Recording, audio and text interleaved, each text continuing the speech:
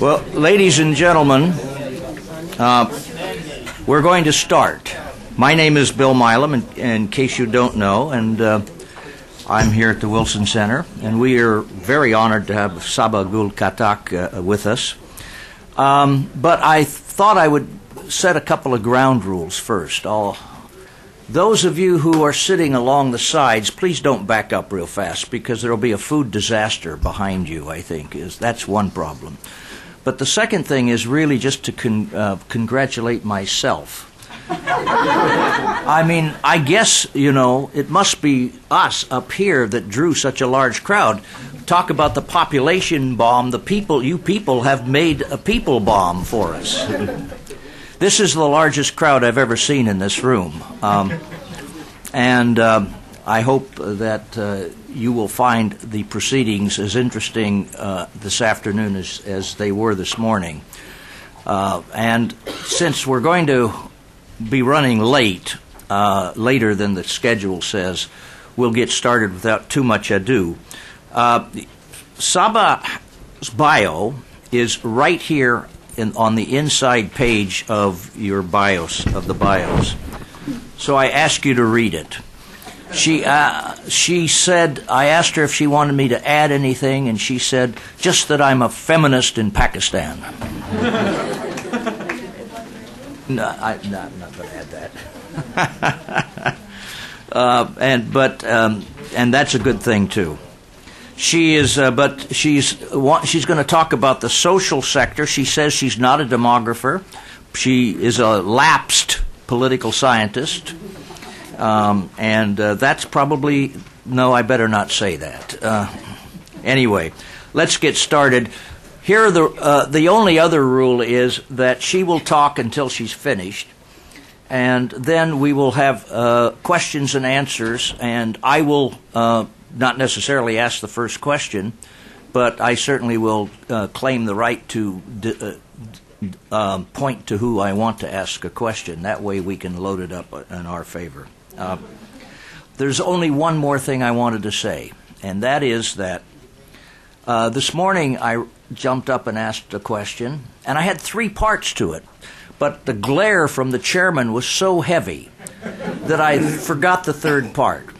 But it was a part about USAID, and I hope I'm not offending anybody here, but they were talking about, up there on the podium, the Kerry Lugar bill still languishing, not being implemented, and I would have said that the thing you must remember about USAID, as about most U.S. assistance programs going back to the First World War, is Churchill's dictum that first year nothing, second year a trickle, third year a flood.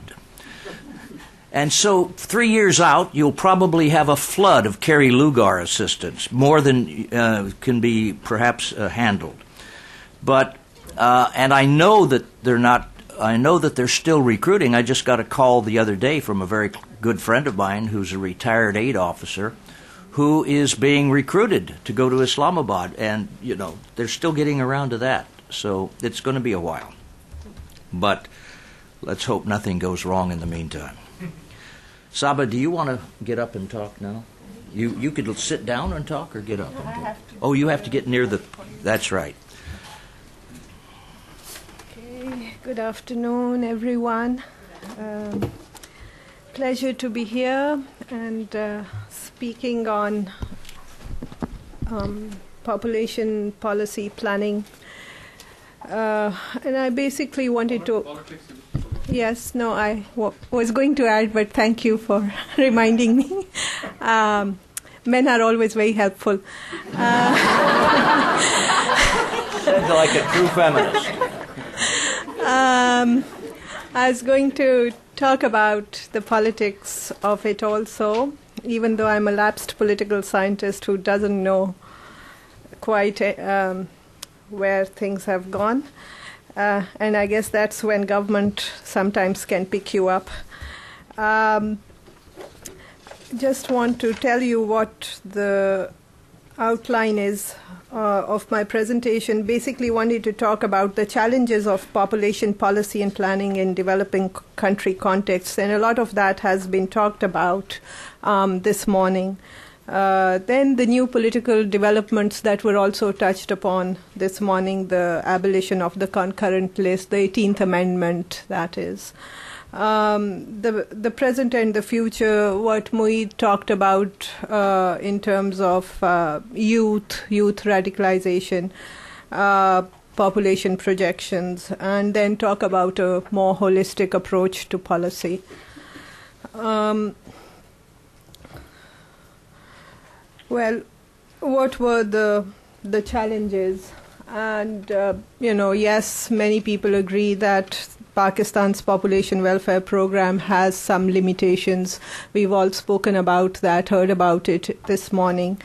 In my view, some of the issues that I confront after having joined the Planning Commission is, for me, the issue of projectization.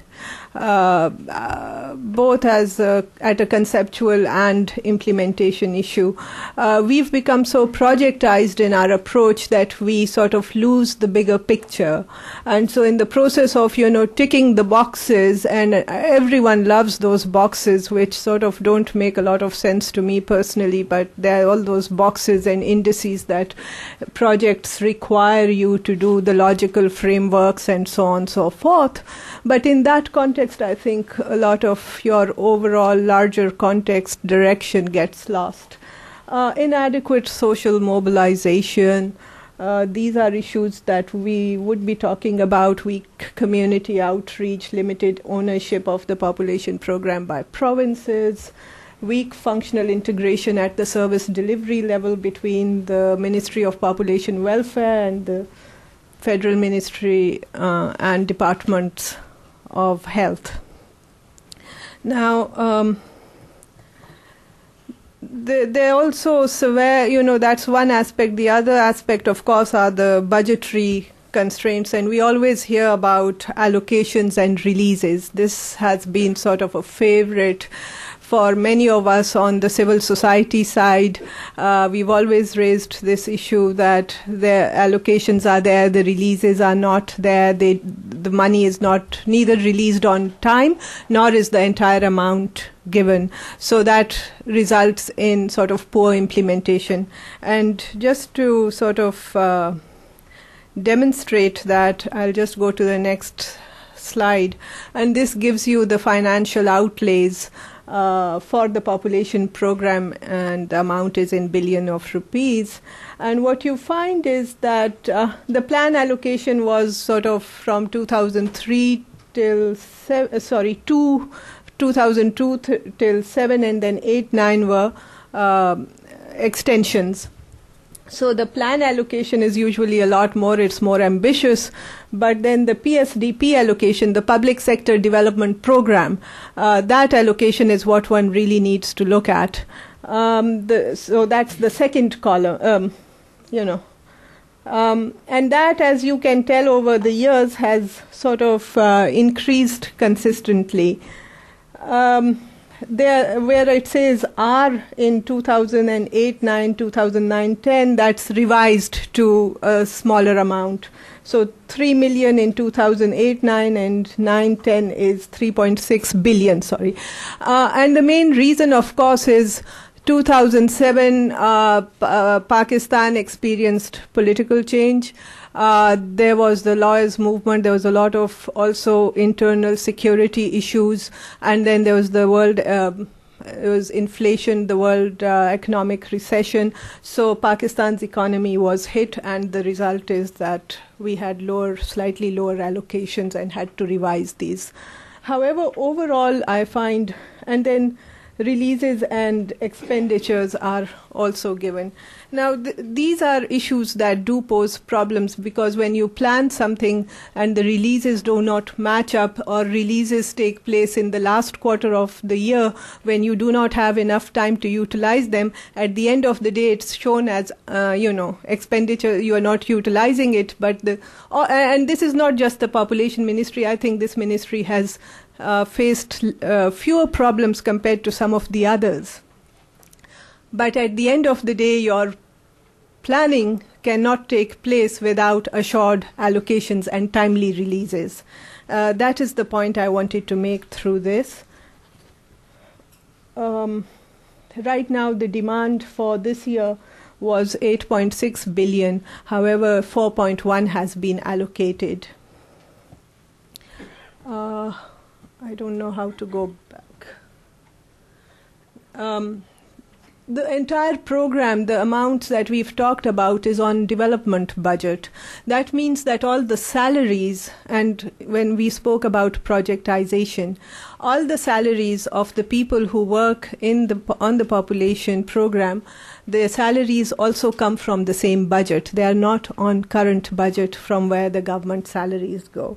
So that is one of the constraints. When the budgets are cut, the program still has to give salaries. However, very little may be left for buying contraceptives and other pursuing other activities. So that is one aspect of the population program that has been a challenge. Then the program size and the outreach and coverage. In this context, I just wanted to point out that there are issues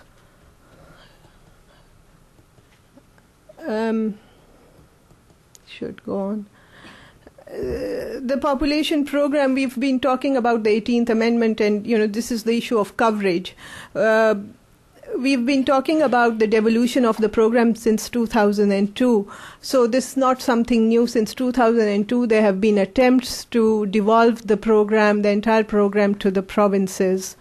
The Ministry of Population Welfare, of course, is the apex body, and it sort of has runs the programs in Azad Jammu Kashmir, Gilgit-Baltistan, FATA, federally administered tribal areas, and Islamabad.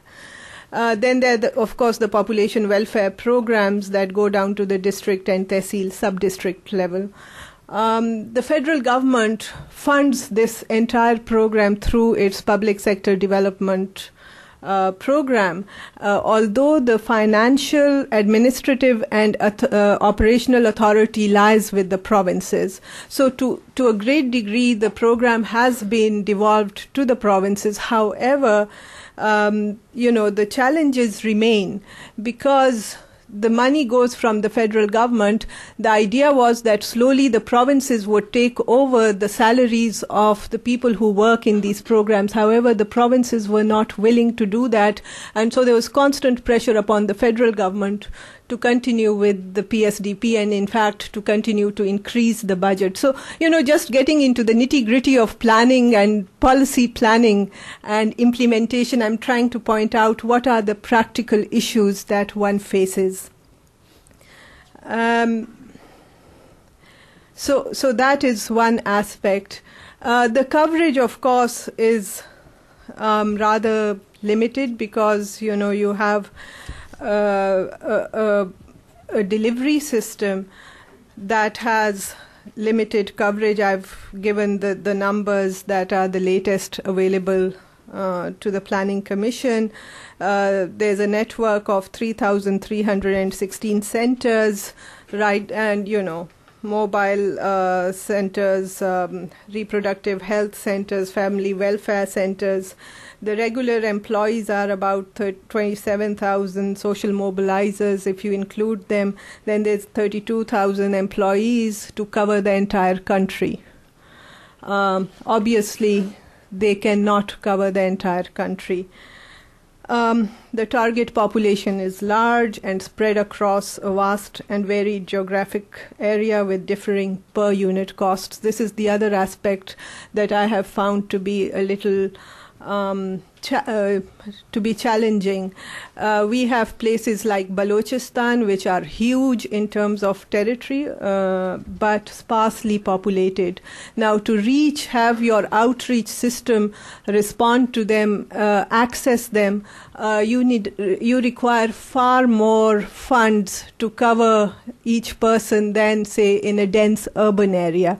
Similarly, there are other areas that are mountainous or desert-like. So the varied geography also, when you're sitting and doing your planning, you are just doing it on a provincial basis or a district basis. You're not taking into account these other practical sides, which can make, policy implementation more effective or less effective. So these are the challenges that are there with regard to planning.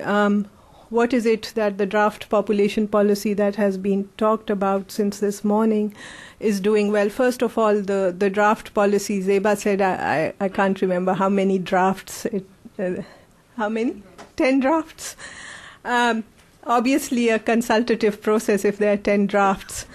At all levels with all stakeholders, it has been presented to the standing committees of Senate and the National Assembly. However, right now it is on hold, and we'll go into that. But before going into that, yes, it has a clear vision, principles, strategies, legal framework, plan of action. It is mainly emphasizing issues of access, of quality, of human resource development, monitoring, research, and evaluation. We also, at the Planning Commission, had undertaken since last year the 10th five-year plan. That plan is also right now in draft form. So we wanted to make sure that the draft population policy and the plan chapter on population draft plan are in sync, aligned with each other, and we ensured that we did that. So all the issues are very much there at the level of policy as well as planning. Now, what are the new political developments? Basically, the transition to provinces in view of the National Finance Commission Award and the 18th Constitutional Amendment. For us, for me personally, I think this is good news. It's about time that decentralization took place really and truly. So the government, in the Constitution, we have something called the concurrent list, in which both the provinces and the federal government could deal with. The concurrent list has basically been abolished, and provinces have been given control of all those areas, 42 areas that were there on the concurrent list.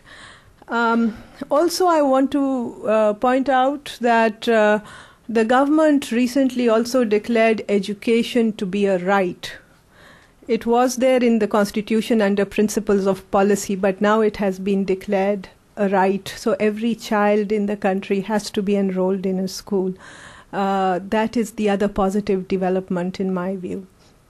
It may not happen overnight, but the fact that it is a right is a big change. Now, given that right now there is a gray area, but the direction is clear that things have to move to the provinces. Now, for me, this is an opportunity for a serious reform agenda. I say this because, yes, money is a problem, funds are a problem. We have had to reduce the PSDP, the Public Sector Development Program allocation, because funds had to be diverted into security issues to cover security. However, I believe that by throwing money at something, you cannot achieve your results either. So by simply increasing allocations, we are not going to get the results until we have all our, the institutional setup is strong, the human capacity is there, the implementation contexts are there, then you can sort of have your allocations increase. But to simply stop at allocations or releases and say, okay, here's the money, but you don't have enough people, this is something I've experienced when I was working at a research institute, where even if we had money, we did not have good researchers. We used to get stumped. So the ideal thing was to get the researchers first, the money would come. So, in this context again, we may not have enough money, and we may feel that, yes, we need to have more money. Definitely we do. However, simultaneously, we need to have a very serious reform agenda. And here is an opportunity, in my opinion, to sort of very seriously pursue a reform agenda in the context of governance. it is, of course, a greater, opportunity for greater provincial ownership and reform strategies. If we have greater provincial ownership, district ownership, then policies will not be viewed as what Yasmeen said. We've become very good at making great policies. It's implementation. Yes, I heard one day someone saying, oh, yes, I can hire a consultant to do the policy, so we can show it. The point is, here is an issue of ownership of policy. If the provinces produce it themselves, if the districts produce their own priorities, if the less developed regions are given the money to do it, you have to do it in a far more systematic manner. So then you can have an effective implementation agenda. And so for this, you have to have greater ownership. That is key, and I think that is going to happen with the implementation of the 18th Amendment. It is also an opportunity for better integration of population health, education issues at the provincial level. Now, what someone had also raised the issue of what would be the role of the ministry. The role of the Ministry for Population was sort of even since 2002 when they were talking, when we first started talking about defederalization of the population program, it was very clear that the ministry would still have important functions. It would be there for overall policy direction. It would be there for coordination, intersectoral, as well as interprovincial coordination and coordination with donors. So these roles would remain with the ministry. It would be setting service standards and training. It would be involved, have an active role in ensuring contraceptive commodity security. It would be there for its role in research and evaluation, and a strong strategic monitoring role would remain so that, everything that takes place is in sync. So I hope that's clear now. This change, by the way, yes, it is not clear right now. We have a committee that has been established to ensure that the 18th Amendment is implemented. That committee foresees that it will take about 18 months to ensure that all of this gets devolved to the provinces in a systematic manner. So yes, things are unclear right now, but we have a year and a half in which to ensure that the system is able to respond. Moeed had spoken about youth and radicalization, and the title of this conference is also Defusing the Bomb. And I thought, well, there are lots of fears about Pakistan's population bomb, yeah? So what's going to happen about that? We've all spoken about Pakistan's demographic profile. I'll just skip this. It's urban, rural, so on and so forth. 66% are under 30 years of age. Of course, that also includes 1 to 5 year olds and 5 to 10 year olds. So if you take those out, then it would be a smaller percentage. There are fears of youth radicalization, and there are also issues of development, the challenges of development policy, social policy that will work. I think the two are very separate issues, and I thought I would highlight or make that point, that radicalization is a political issue. Not every youth in Pakistan is radicalized or is going to be radicalized. Radicalization has a context. It has also funding issues in it. It doesn't happen on its own. No one is born genetically radicalized. No country is genetically radicalized. I feel after 10 years that if, Pakistani is going somewhere, people sort of get nervous. Here's someone who may be radicalized, and here's a huge youth bulge that could potentially be radicalized, and the madrasa business, of course, has been clarified. So here's a huge population that is a threat, a bomb about to explode because of being sort of overly radicalized, and I think that is not the issue. The issue is a political issue. The other aspect, of course, is the aspect of development and reaping the advantages of development in a more equal way. That, of course, is an issue. The aspirations of our youth are the same as the aspirations of youth anywhere else. They will question, they will want change, fast change, they'll be frustrated with the system. But if you ask them, do you want dictatorship or democracy, they will all tell you they want democracy. We had a survey done in 22 universities with over 2,200 students participating in it, men and women. The average age was about 20 to 21 years. And all of them said, yes, we want democracy. All of them said extremism is a problem on campuses. 80% felt, or 85%, that extremism is an issue that they would like to confront, that they do not really want to be, facing the negative effects of extremism on campuses. So really what one is talking about is, yes, extremism has been there. It was there when I was studying. When I looked at the youth bulge, by the way, I realized life has passed us, many of us by, if most of Pakistanis, 66% are below 30. But when we were going to university, universities were very, very politicized spaces during the Afghan war days, the 1980s, where political parties had weapons on campuses and so on. It was a very violent time for many of us in Pakistan. And sort of global politics on a micro scale was fought out on Pakistani campuses. So yes, extremism has been a problem on Pakistani campuses if we are just to look at the educated youth. But to find that 85% do not want it means something, is saying something to us. So radicalization may be an overall issue. It is definitely a political issue. It is not an issue for all Pakistanis. What is it that we need?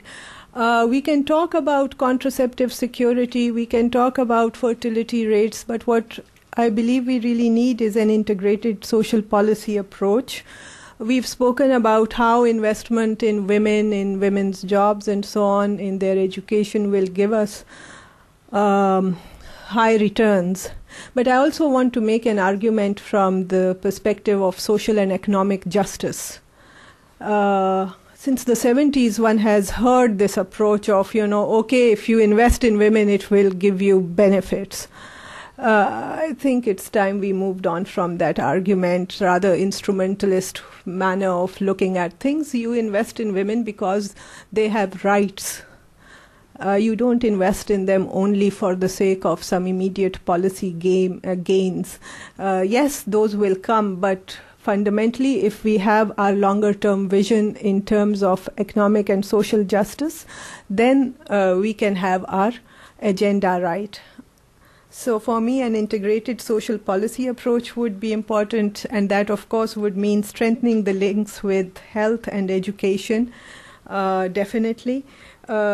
We also have right now in the process forming a social protection policy, and that social protection policy till now, I can go into this area in detail if anyone wants, but till now we've had subsidies that have been general in nature, which means they go to everyone.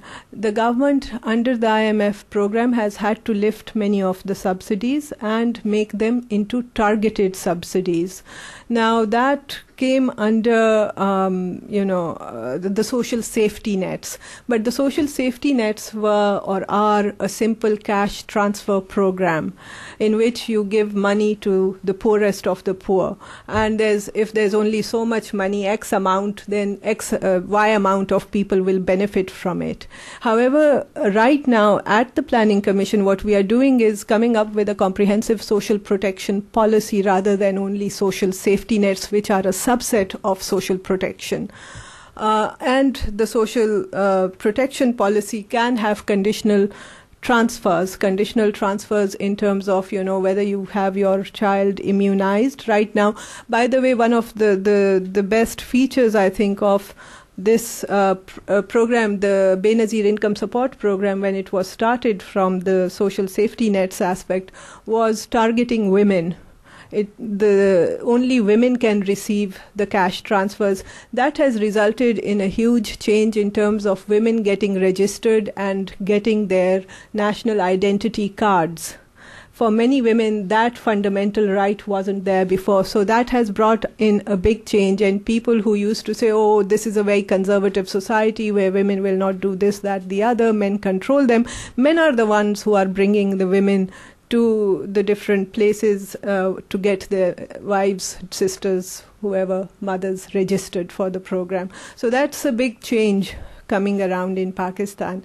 Now the point is to make that effective, and from simple cash transfers to get on to conditional cash transfers, so you can link these with a child's education, you can link these programs with social pensions, so on and so forth. Also, under the same social protection program, there's a youth an employment guarantee scheme that has just been announced. The employment guarantee scheme for youth will give them 100 days of employment assured through a year. So, there are some steps that the government is taking. Yes, these are huge questions. There are issues of rights involved. If we make cash transfers conditional, does the government have the facilities? If a woman can take her child to be immunized or she can access contraceptives, then she'd be eligible. But if the state hasn't provided the network, then do we penalize her? So there are challenges. Definitely there are challenges. But the point is, one is moving on. One is trying to make the reform agenda an effective one. And yes, the empowerment of women needs to be at the center of all social policy. But I believe that is because it's a rights issue rather than an instrumentalist issue. I'll stop here. Thank you.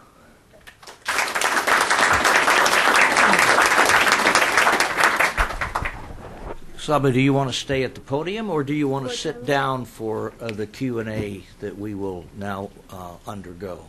Maybe it's better I stand, then I can see. Well, everyone. It makes you a better target. So here are the rules for questions and answers. One of the rules is you raise your hands, but only when they start. I didn't call on you yet. The second rule is you wait for a microphone. Are there microphones in the room? Well, that Good. may prove to be impossible. Let's try it. Well, we'll try it, and we'll maybe pass the microphone around. Let's do our best on that. Let's be cooperative, and, don't grab a microphone if it's not really meant for you. And so I think those are the two main ground rules. And the third one is you don't throw things at the speaker or the chairman. Can I start, Saba, with a question myself? Sure. It was very interesting. You said radicalization is a political issue. And yet we heard from Moeed this morning that radicalization is a function of a whole bunch of different things, including what I think he called alienation and differentiation between different groups of society, different sectors of society, some of which is economic and some of which is social. So is radicalization not more than a political issue? Well, for me, there is politics in economics. Uh-huh. There are issues of resource distribution which become political issues, and that's why I put in the word politics in my presentation, because there's a politics to that. But the point I was trying to make is that it is not a simple issue of poverty, that poverty somehow produces this effect. Poverty alone is not the issue. If it was, then lots of other countries where you find similar levels of poverty would also be having the same kinds of issues. You obviously do not have them. So then there are regional, geostrategic, global contexts to radicalization. And I think Moeed was making the same point in a different way. Yeah, I agree. In fact, there's a lot of empirical evidence that poverty alone is not the cause of extremism or radicalism. But I guess I misinterpreted what you said anyway. Okay, we're going to start with questions back there, because I know this gentleman had his hand up. And I can't see thank you very much, sir. I can't see anybody from here, so you'll have to introduce yourselves. That's the fourth rule. Well, my name is Tufail. I am from Peshawar, Khyber Pakhtunkhwa in Pakistan. Well, my question is to Dr. Saba is that you talked about the beautiful policies which we make and then the politics of these policies. I have a question that we have a serious structural issue, and that is a total disconnect between our country's constitution and our population goals or population policies.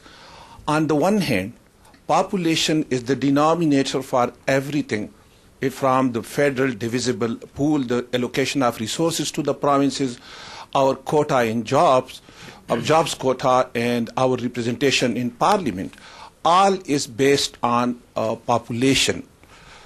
And at the same time, I think we are also romanticizing that population dividend.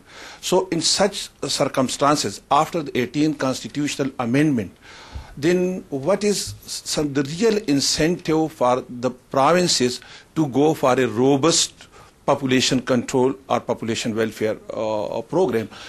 If they succeed, in the long run, they are going to be penalized. So I want your reaction on that.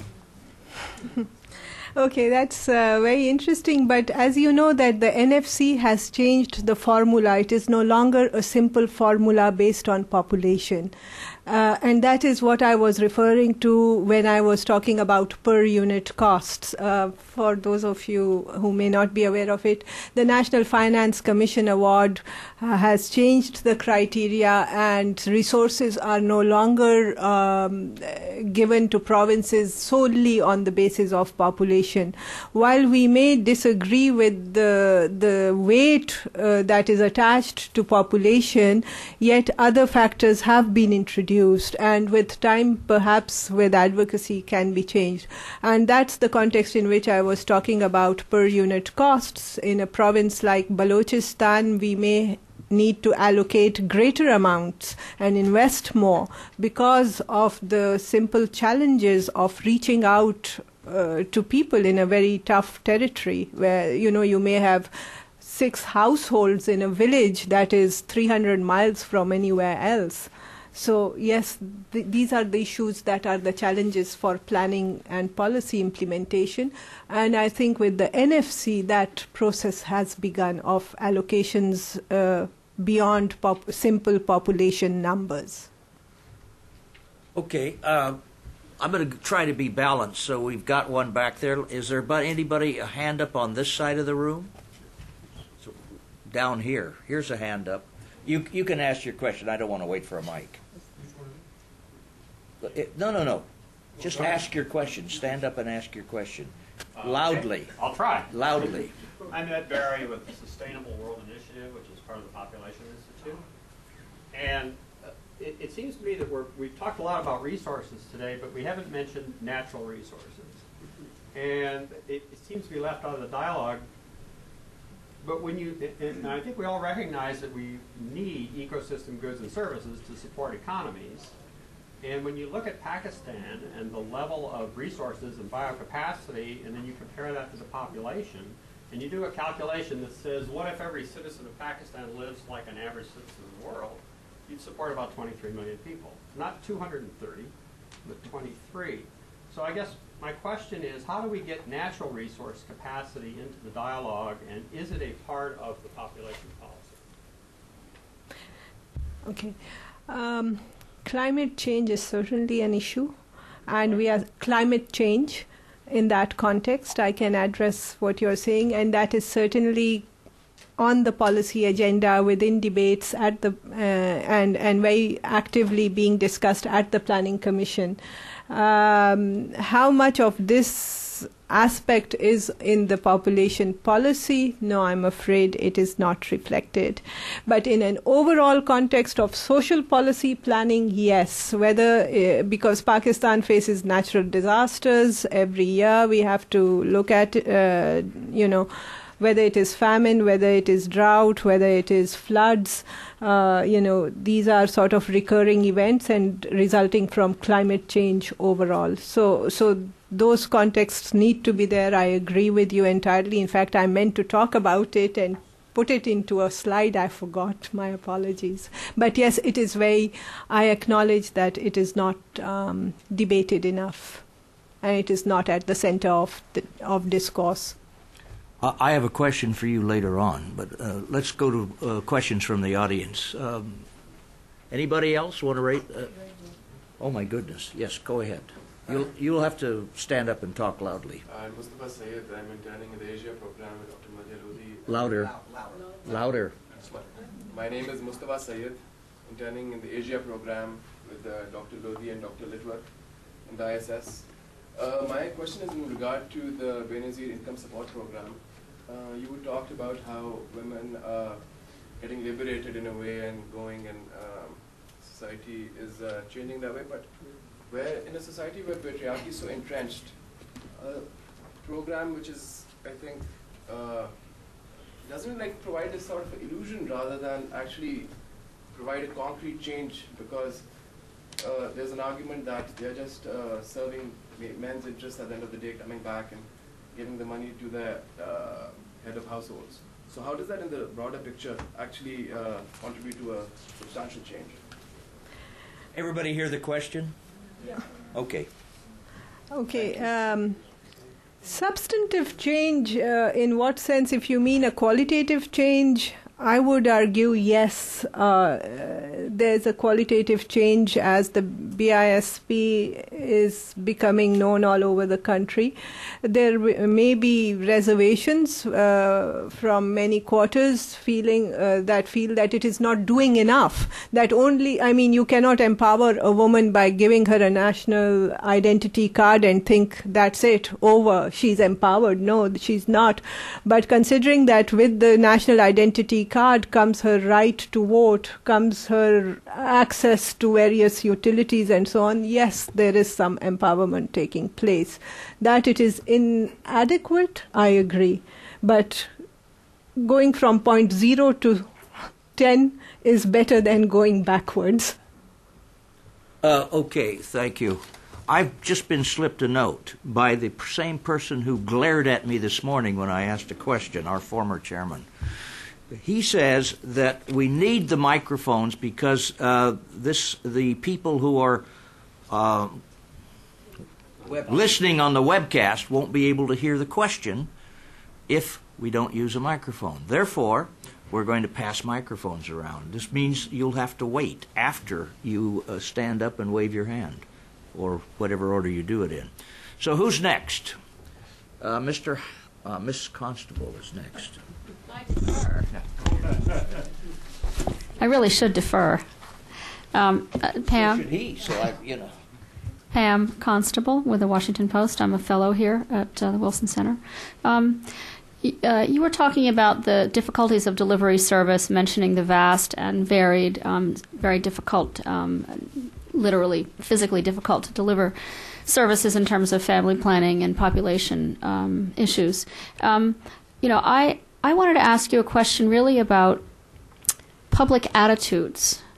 I've interviewed people in, Rawalpindi and Karachi, very highly urbanized areas with lots of access to information and healthcare, where people have said with great conviction and great passion that they believe it is not only their right, but it is God's blessing that they should have as many children as possible. Many people in Pakistan believe this. And so my question is, how do you begin to change that view? Obviously, handing out contraceptives won't do it. And what work, if any, is the government doing in these programs to try and deal with the way people feel and what they believe? Thanks. Okay. A simple answer to that is a comprehensive system of social security and social protection. It is not that people in Pakistan want more children just because they believe God has ordained them to have more children, but children are a source of security for their future. When they feel that various governance systems are failing them, children are the only source of security the poor will have. So it is not an irrational decision on their part. when and if we can have an effective social security structure in place, a social protection system in place for the older people as well as children. And that's when I mentioned, in the context of social protection, social pensions. Then you can talk about, a reduction in the number of children. Plus, of course, the family planning programs and so on and so forth. But we need to have the state deliver on development. I'd like to raise a point here, Pam, and that is that people felt the same way in Bangladesh 35 years ago. That has changed, and Exactly. governance has not improved there. Exactly. So there's something else going on, Right. and possibly it could be the fact that as women become more in control of resources, as they become more employed, that they begin to change these points of view. Anyway, Aram. Oh, wait a minute. Oh no, later. I want to call on Aram Hyder. Dr. Khattak, thank you for being here. Iram Haider with the LEAPS project in the Punjab. I want to push you a little bit on the issue of research that you raised. I find as a person who grew up in Pakistan and as a scholar over here, there is so much that is based on hearsay. For example, take the issue of private schools and madrasas. It's just something that up till 2 or 3 years ago, no one had good statistics on how many children are going to madrasas, how many children are attending rural private schools, for example, how many parents actually want their girl children to attend schools, unlike what was commonly believed about Pakistan. What are the obstacles to research in Pakistan? Why do we not have good data on population, for example, the lack of a census, the lack of what are the impediments that are preventing us from having a logical and reasonable discussion instead of just going on an interview that we do somewhere at one point? Why is there no substantive, comprehensive data set on this? Thank you. Zeba, I believe, wants to answer this one. And correct me if I'm wrong, if there is such a data set that exists.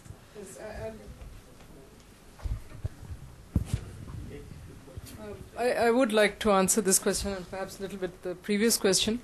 I think the reason why research, first of all, you can have the long answer. Universities don't really train you in Pakistan to do research, so no good new researchers are being prepared.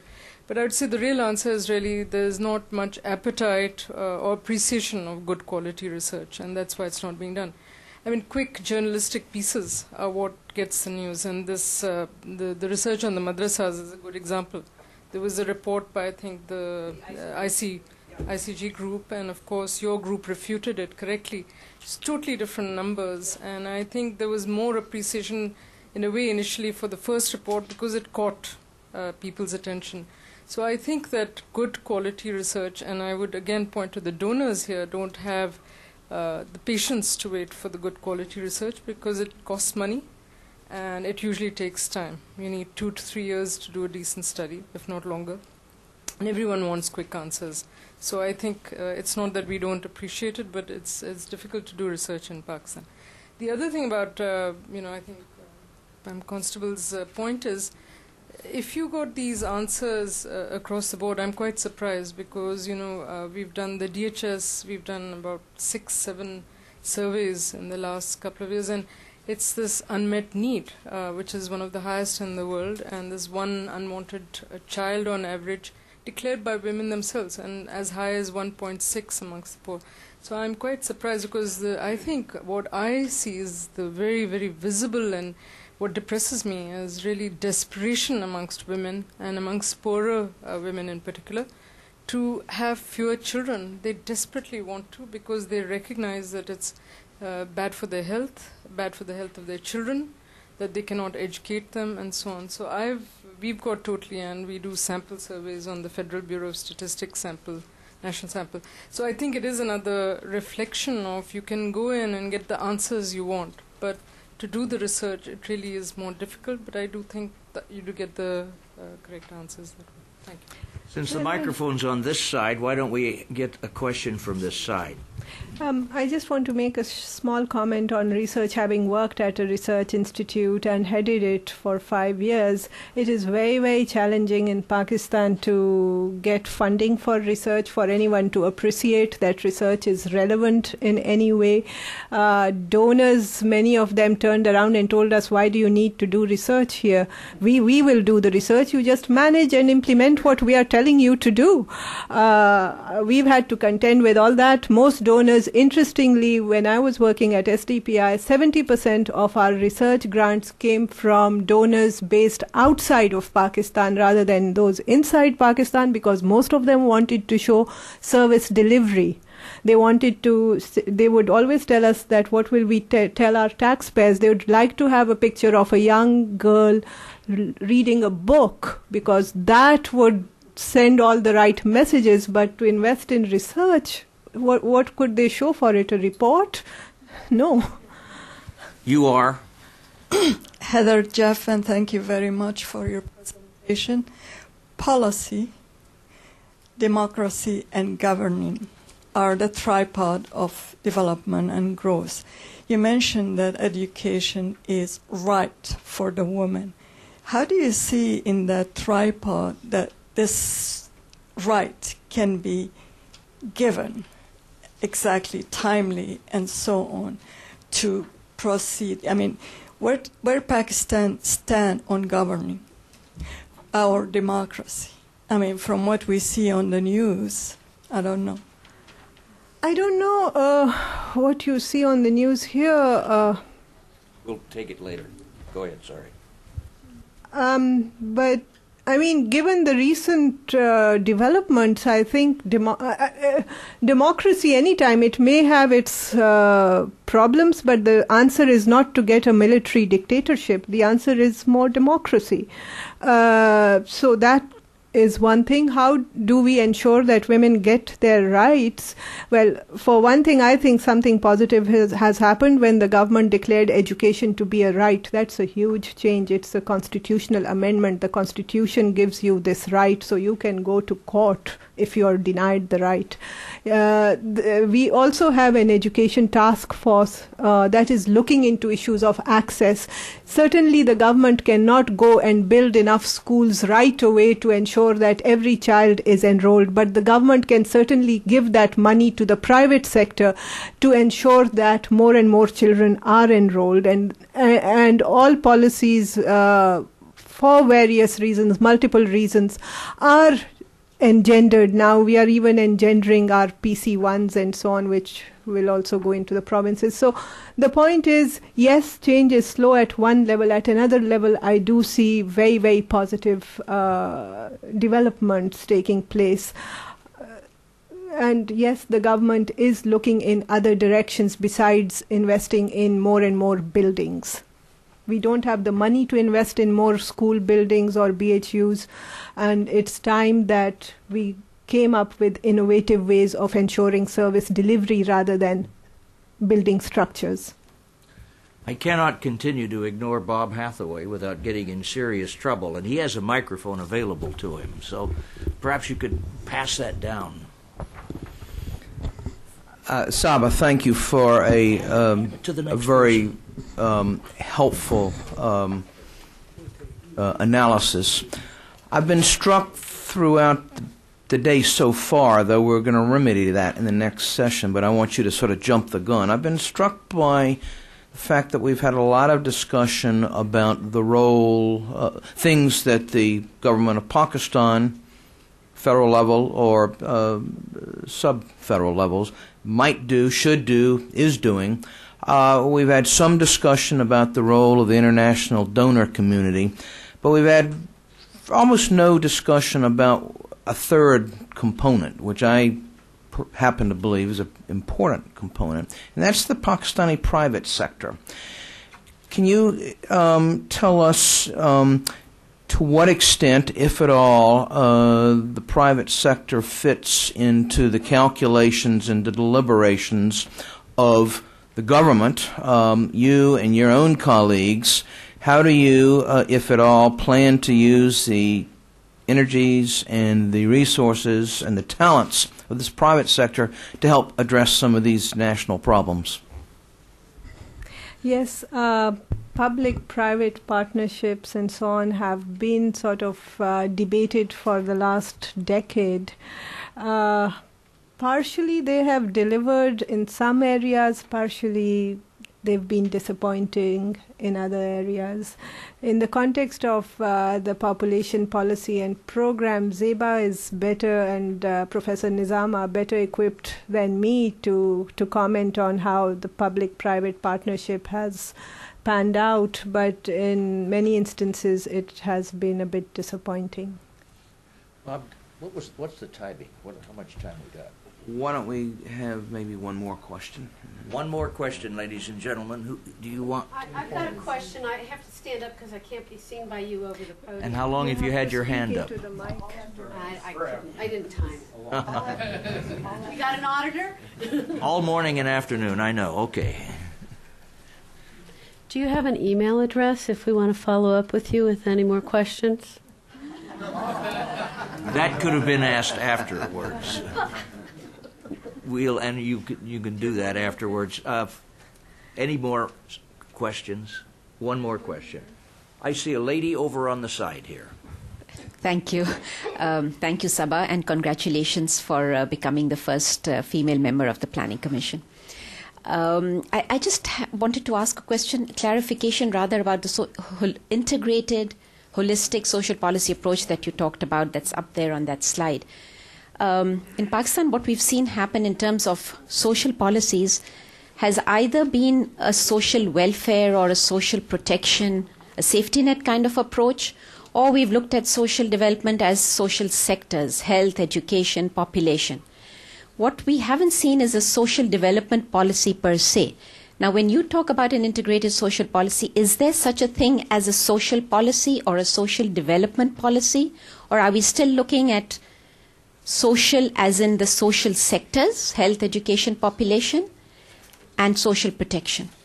So is there something that we call social development per se, which takes into account all of the different aspects of social development and the links with economic development, that would then bring in that interdisciplinary, holistic approach? That's exactly what one is arguing for, so thank you for giving the answer in your own question.